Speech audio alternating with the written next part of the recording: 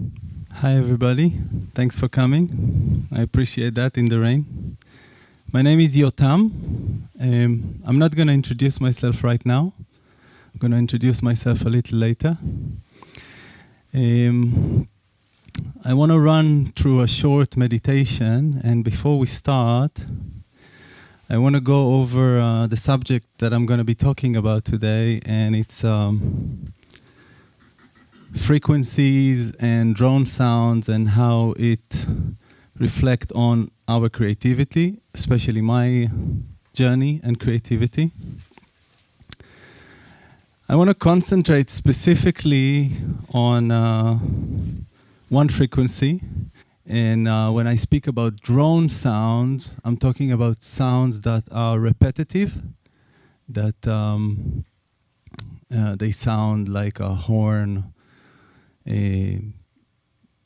You'll hear a few examples. So the specific frequency I want to talk about today is 136.1 hertz. And this is how it sounds.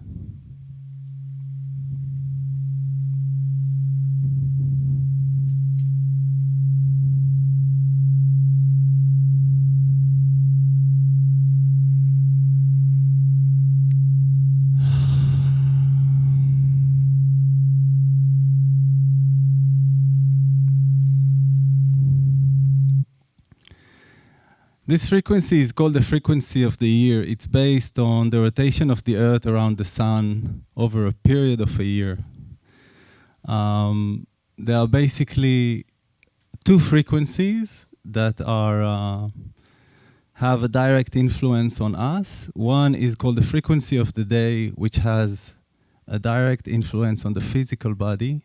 And the frequency of the year, the one I'm going to concentrate now, has a direct influence on the soul, and it's been used even in medical, in relaxation techniques. The color of the frequency is turquoise. It influences directly on the heart chakra. And I live in India for 15 years. I'll tell you about it in a minute. But in India, it's the base frequency of an instrument called sitar. If nobody heard about this instrument, this is how it looks. It's a string instrument. There's also an instrument called tampura or tanbua in some places. This is an instrument who produced drone sounds. And these drone sounds that it produced, which are played manually by musicians, are based on this frequency. This is the bass tone of the frequency. And the musician who plays any kind of a musical performance will have an accompany of a tampura instrument behind him who gives him the tone all the time. Today it's been replaced by electronic boxes, like a lot of other things. But in classical performances, you will see one or two people sitting behind the main musician. They're basically playing this instrument. And this is how it sounds.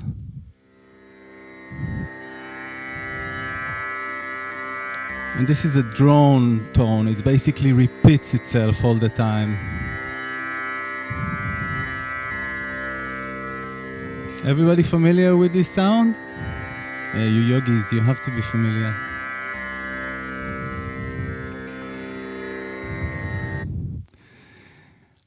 In India, they call this frequency, the 136.1, they call it sajda. They call it the father of all the other frequencies.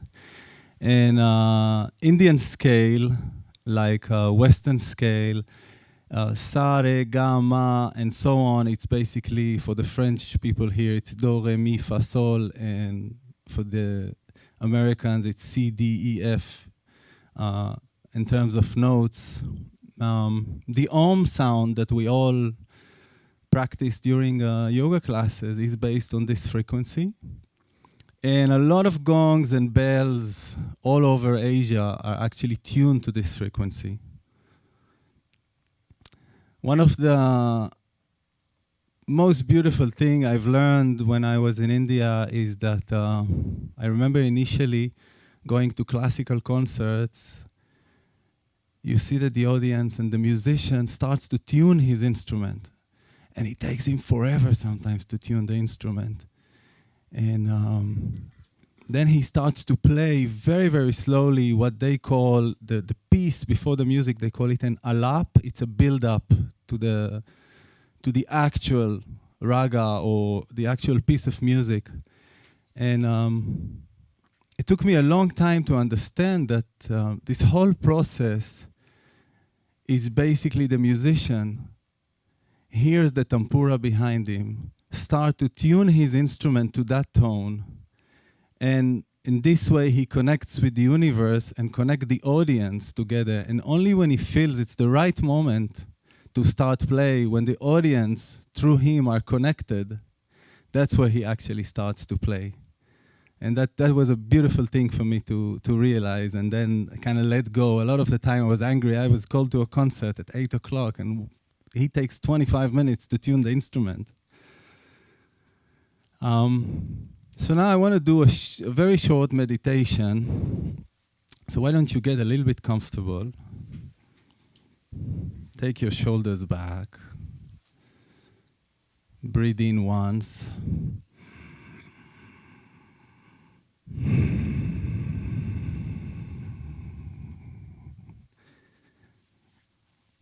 Close your eyes.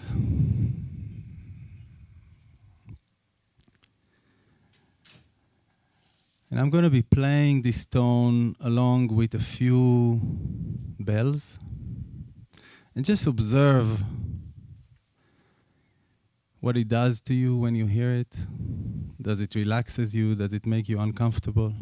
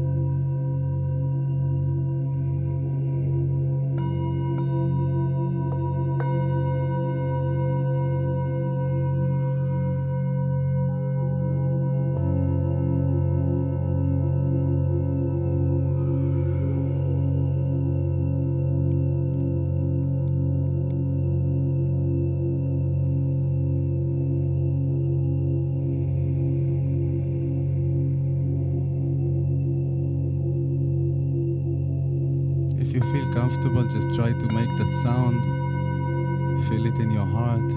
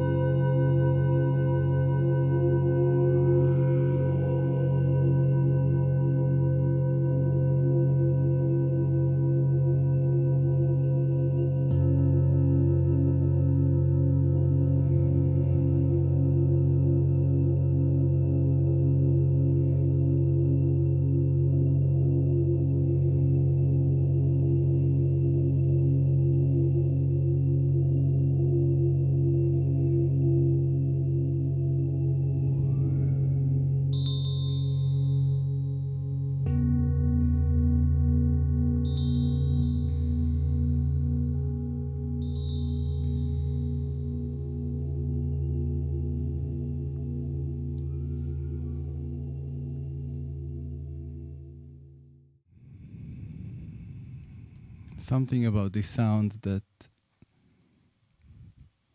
immediately take over us. So my name is Yotam, and I'm a creative person. Took me maybe 47 years to say that. I'm a musician, but I never considered myself as a musician for many years. My entry to this world of music was through technology.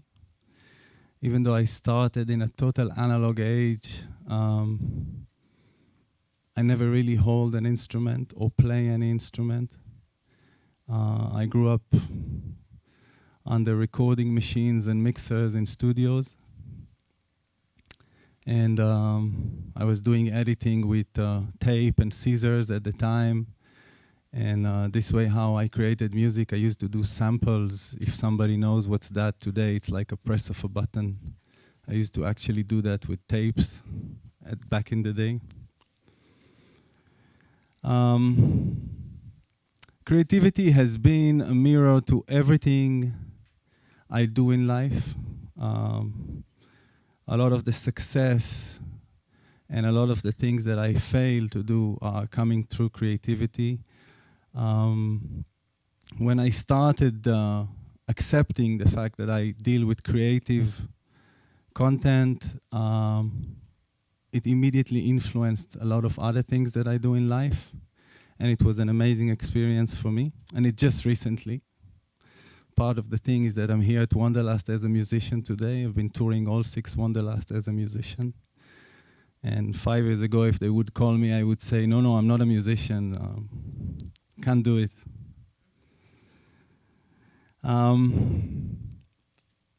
I was born in a place called Sinai Desert in Egypt in the late 60s. And my childhood was in the early 70s up to mid 80s. I was in the desert. A lot of you know that at that time, communities like that, we didn't have any technology at home, zero, not even phones, not even dial phones.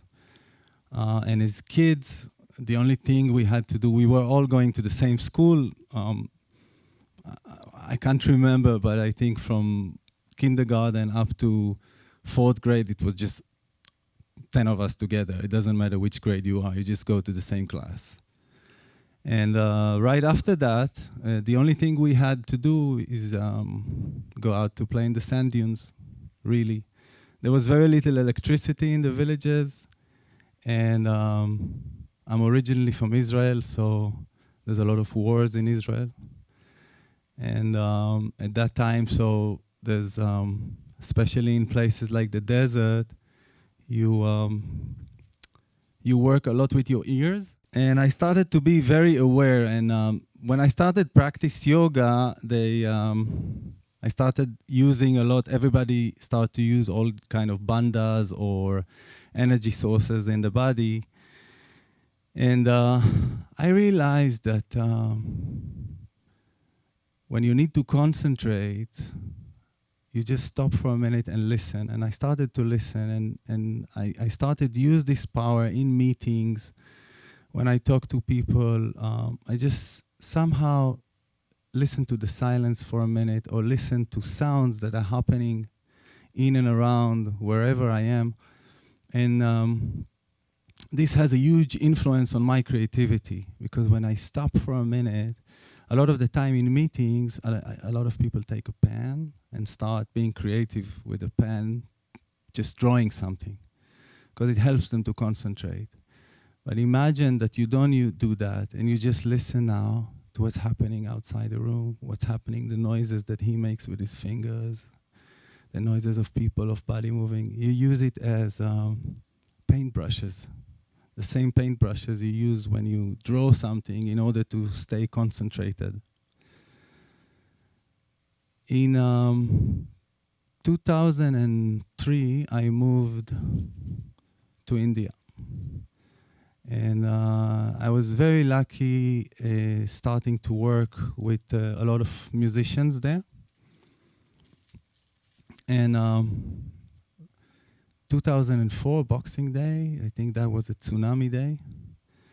I was asked to go to different communities in 7 different countries and see if I can come back and showcase their culture through music, dance, and visual art. And when I was approached by a company who asked me to do that, initially I was, at that time, I was a very technical person. I said, no, I'm not sure I can do it. And luckily they encouraged me and say, hey, why don't you hop on a plane and just go there? There has been a really, really terrible thing happening in Asia at that time, the tsunami of 2004, early 2005. And this particular company just wanted to actually expose the people through a totally different light, not to showcase how poor they are because everybody else did, but they wanted to showcase their art, their culture.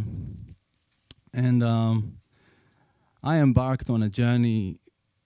2.5 years I just spent in villages all around Asia in 7 different countries. And I started meeting people, basically farmers, fishermen, people who are extremely simple people. And music and sounds are a huge part of their daily routine.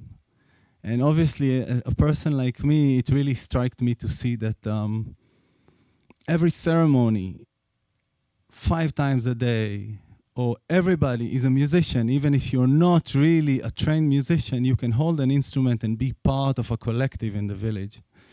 And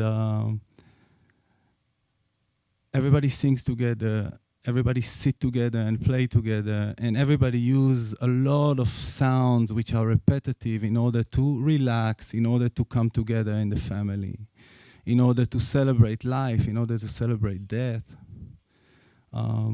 Some celebrations of death are rave parties, and everybody take part. And the amazing thing is that I started to realize how creative these people through music and sound. And it really influenced me, how I've been accepted there. And I started to work with a lot of material that was totally foreign to me at the time.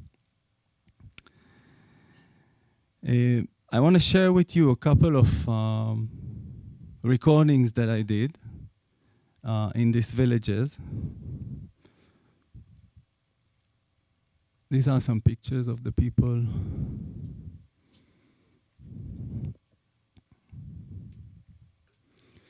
And the first one I recorded and shot. When I say I, it's not me. There was a whole team of people, a very, very talented team of people who worked with me. We were 10 people traveling. But this is something we recorded in Indonesia.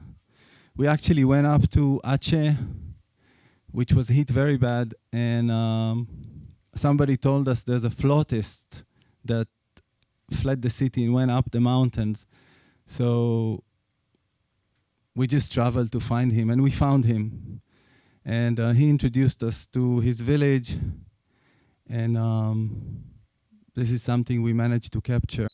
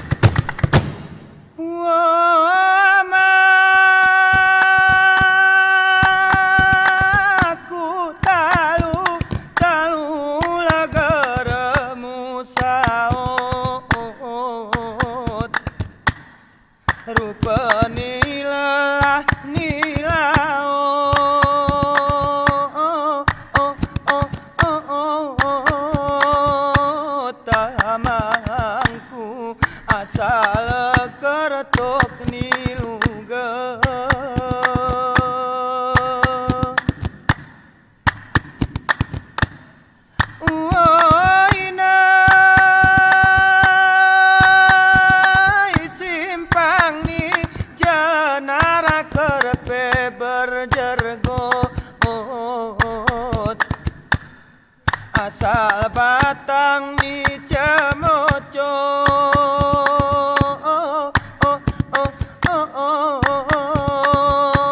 tinengku asal yakin teneng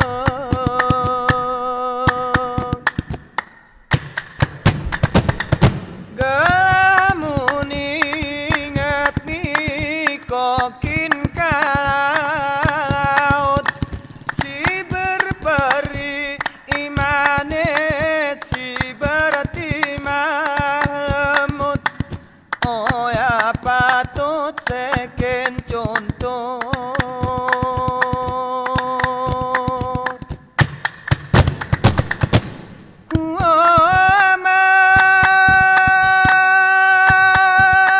nasib ni badan lagu tongar mano isihan dia sangko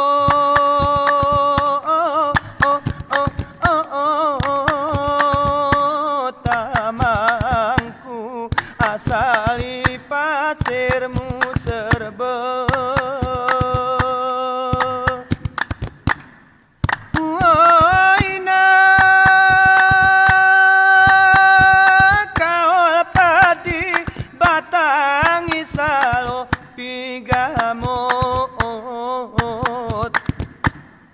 asal perduemu jergo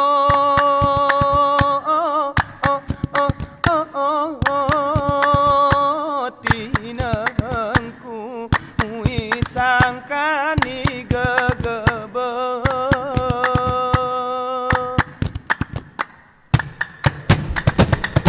anti kira kona lagumu sang polot bukan gara siat ku toa gara elot gara lagot ike mulaho ike kaya emas garemu sampai pakai ike kaya hati bewene ara ama ike kaya emas garemu sampai pakai ike kaya hati bewene ara ama ike kaya emas garemu sampai pakai ike kaya hati bewene ara.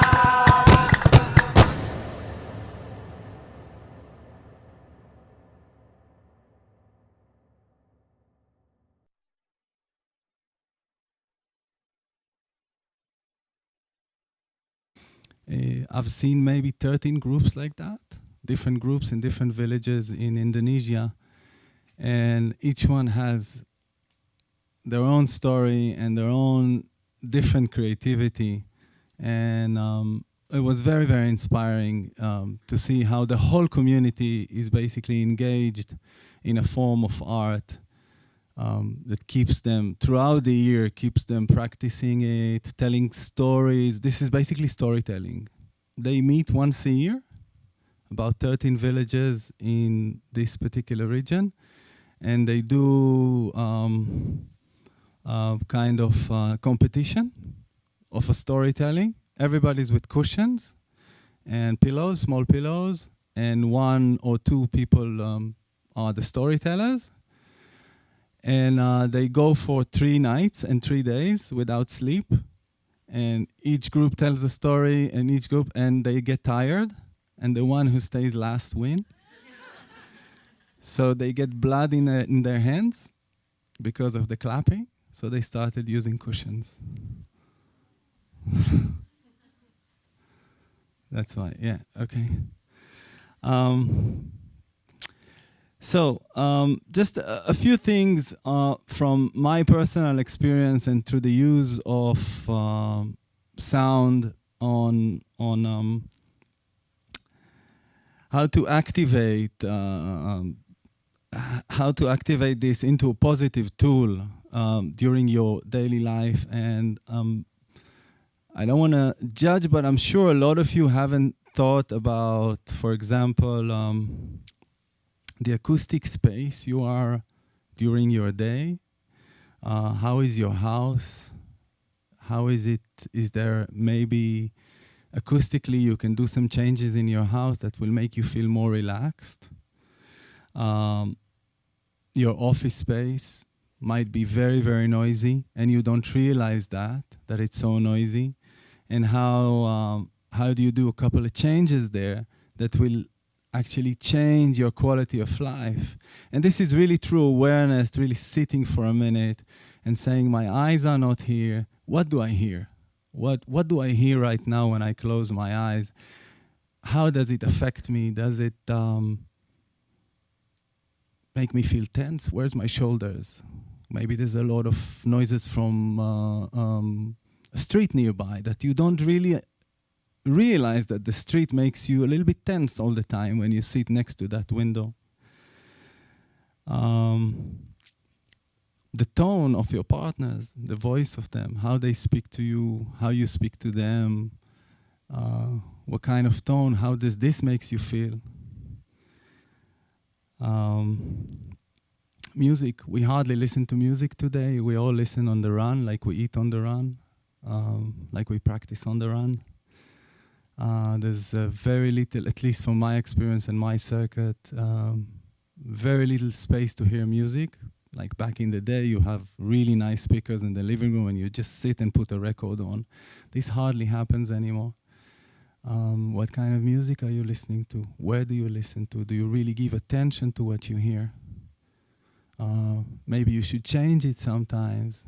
Maybe you shouldn't have access to too much music. It's also something that gets us really confused all the time. And one last thing is when you meditate, one of the tools that I use a lot is guided meditation instead of sitting. So I use basically my ears to open a channel. Somebody talks to me. It doesn't matter what kind of guided meditation you like. It can be even a meditation with a drone sound. Just put a frequency. If anybody wants a recording of a frequency that will drive him nuts, please contact me. Just use the frequency, put it in your ears, and see there's a lot of apps that do binaural frequencies. You can just download them for free. Just put it in your ears, and seriously, you feel like you're freaking out sometimes. But it's great tools. One last thing I want to show, last video, is it's again from that journey. It's a totally different environment when I took a lot of percussionists from totally different backgrounds. And in India, there's many backgrounds that some of you may not know, the classical, the folk, what kind of folk, from which region, from which caste. They are divided into so many categories. And I just took all of them over a long period, about 6 months, and I brought them into a studio and I recorded them. They never met each other. So what you see, they never met each other. They met each other later when I put them on stage. But at this particular time, they haven't met each other.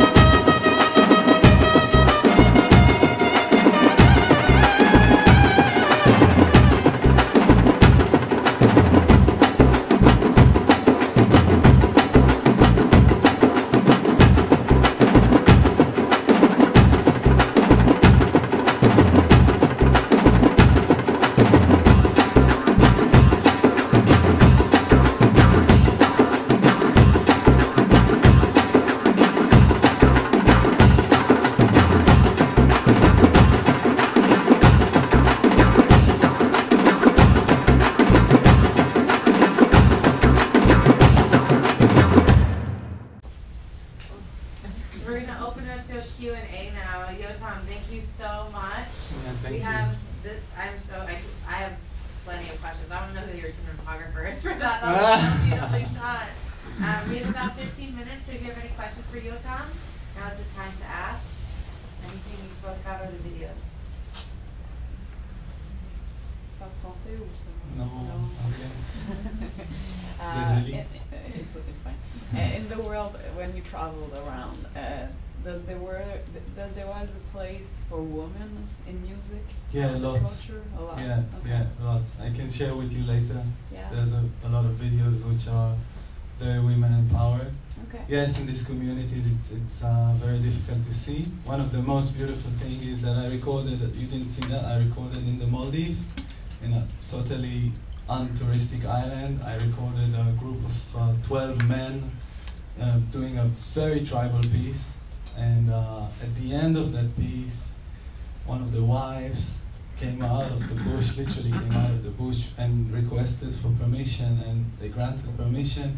There's a whole bunch of women came and were just sitting, and we had an amazing, much better recording of a beautiful thing happened by Muslim women there, where they really don't go out and meet anybody. Okay. Yeah, there was a lot of women. Yeah, but sometimes you just don't see it, or it's Yeah, it's different. true, definitely. Okay. A lot in this community. Anybody else? Yeah. Similar, but what about the children in the communities? Are they is it part of the music? Yeah, from very young age, they're a part of it. In everything that they do, a lot of the things that you saw here, for example, the percussion piece has instruments that never meet. Some instruments are only temple instruments, percussion, some only funeral, some only for the rain to come. And the children learn from a very young age to use them. It's obviously when there's cameras around, it's more of the adults who come forward and share it. But yeah, children are from a very, very young age. And all over Asia, music is, if you're a musician, your parents will really encourage you to continue with that career. It's important because you have a connection to God like that, where it's a little different with us. Yeah. Did you travel a lot, and did you see anything similar in other parts of the world? Like the part of the day as much as this, and one time of the day, and very. I can vouch mostly for Asia and Africa. I haven't been to South America. So I can say that in a way, I see a lot of things, a lot of passion. The passion is similar. The creativity is similar. And that's what really, really influenced me to become more creative and to do things. But I saw that when they're doing it within their community and they're very creative inside, it really helps them in everything else that they do. But when they can showcase that, they become even more creative. And that's the beautiful thing, because you see the happiness, the true happiness that happens when they're actually giving space for music. And it can happen in anything creative that you do. It doesn't have to be music, or it doesn't have to be, you don't have to be an artist to be creative. But the satisfaction that you get from that's the thing that really helps me. So that's what I was hoping to transfer to you. What inspired you to make the videos or these projects? When did you find out about these different communities? I was just lucky that somebody pushed me to travel there. And I never knew what's going to come out and what the outcome is going to be. I just, the first one I did in Sri Lanka was at the time with something called a mini disc and a handheld camera. And I got back with so much footage, so we immediately put up a team of people and started traveling. And then again, just more and more and more footage came. And You shot the first video? yeah, all of them. No, personally, I'm not holding a camera. Sorry. It's two guys from Indonesia and a Dutch guy. Which camera did you use? At the time, we bought the early HD cameras, the Z100. Okay. Wow. Today it's on the iPhone, it's slightly better. Yeah. Sorry, yeah. When you say it makes, like helps make you more creative, can you explain a little bit about how or the process that you go through or what you feel? From my experience, during your daily routine, some of the as kids we're very creative. I think you all agree. As kids, we always find creative ways to do things, and somehow habits take over, and we move the creativity aside, and we start do things because we have habits, and then we grow older and we have lots of responsibilities, and life takes over, and somehow we let go of a lot of the creative part within us. And I did the same. I raised 3 kids, and a lot of the time I was very busy. And I realized that just sitting and hearing different drone sounds, it's kind of opened my soul somehow. And I started to think creative about a lot of things that I need to do, even if it's to organize my day, okay, in a creative way. So sometimes when I don't sit, or I use sound to get creative, I just don't get creative because I do things, I have a habit, so I start run. And then I realize, I could have done everything different, would have been much better. But even if I sit for a few minutes, even I listen to music, classical music, and then somehow I start to think creatively. And that's what I mean when you, and this is even really just go outside, sit for a minute, just listen, just close your eyes and listen. There's so much information over there, tons of information that you don't realize it's there. We don't realize it's there all the time, and we can use that information. And even a lot of the training you do as a musician or an audio engineer is the training to hear music in parts.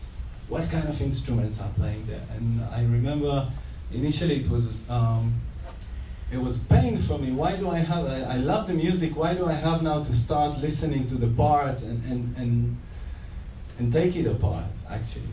But if you take things apart, even outside, there's kids, there's wind, there's birds, there's cars, or even silence, silence. None of us really experiencing silence anymore. Silence is an amazing thing to hear, because even in silence, there's so many details that if you concentrate on them, so it helps your creativity somehow. To me, I don't know. Yeah. Musicologists have identified the idea that songs fall into these 6 categories of friendship or community and love, joy, religion, knowledge, and comfort. And I'm wondering if, as you traveled through and did these recordings, that rings true to what the music that you were recording was communicating. They fall into those. Definitely, ideas. yeah. I never thought about it this way, but when and it's the first time I hear that, so I can't relate directly to that. But yeah, it exists in everything that I recorded, and each one has a theme.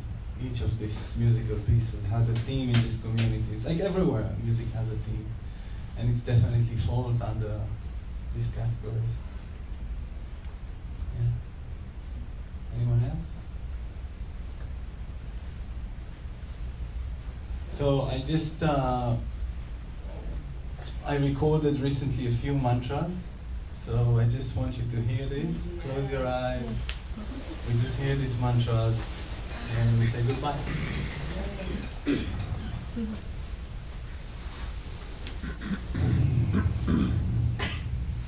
Again, close your eyes, get comfortable, breathe.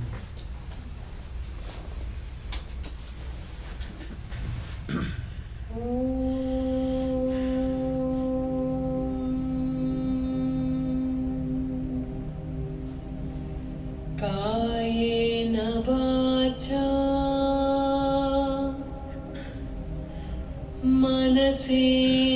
मनसेन्द्रियैर्वा बुद्ध्यात्मना वा प्रकृते स्वभावात्